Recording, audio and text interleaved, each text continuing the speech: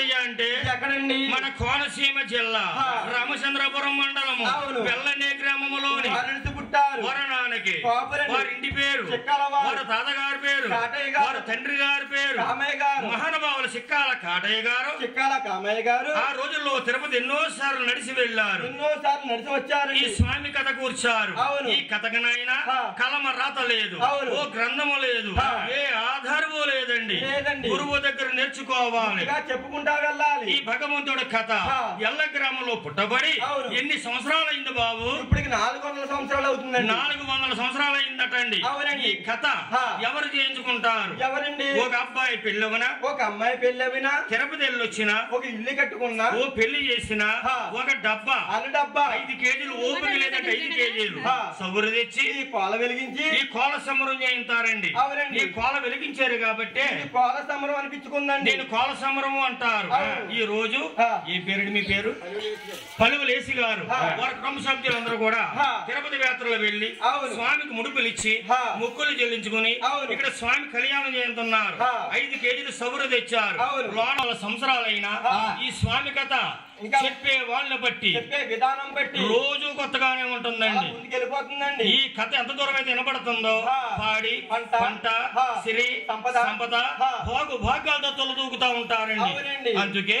ఇన్ని వందల సంవత్సరాలైన కథ ఇంకా జరుగుతా ఉంది కాబట్టి ఈ మధ్య కాలంలో దుర్గమ్మ కథ వ్యాసాల కథ అదే అంటే రకరకాల శక్తి కథ ఎన్నో కథలు వచ్చినాయండి ఎన్ని కథలు వచ్చినా కానీ ఈ కథకున్న విలువ ఈ కథదే చెప్పే వాళ్ళని బట్టి చెప్పే విధానం బట్టి రోజు కొత్తగానే ఉంటుంది గోవింద కథ ఇప్పుడే మొదలవుతుంది ముందుకెళితే మీరు శ్రద్ధగా అంటే మేము శ్రద్ధగా చెప్పగలుగుతాం మేమెంకన్నా చటవలో మొదలేసుదాము చటవలో మైముగా చెప్పి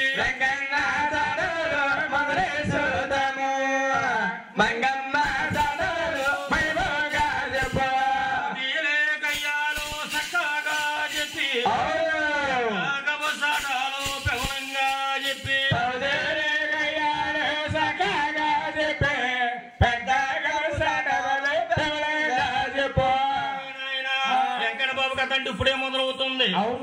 బాబు మీదే ఊరు అబ్బాయి పల్లి మీది ఎవరు తండ్రెవరు తోబుట్టోలెవరు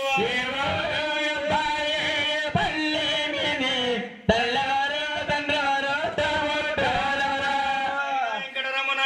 మీది ఏ ఊరు ఏ పల్లి మీ తల్లి ఎవరు మీ తండ్రి ఎవరు ఒక్కసారి చెప్తావా బాబు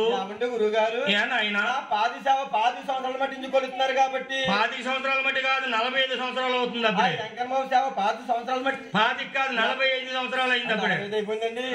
పుట్టుండండి 45 సంవత్సరాల మట్టి కొలుతున్నారు కాబట్టి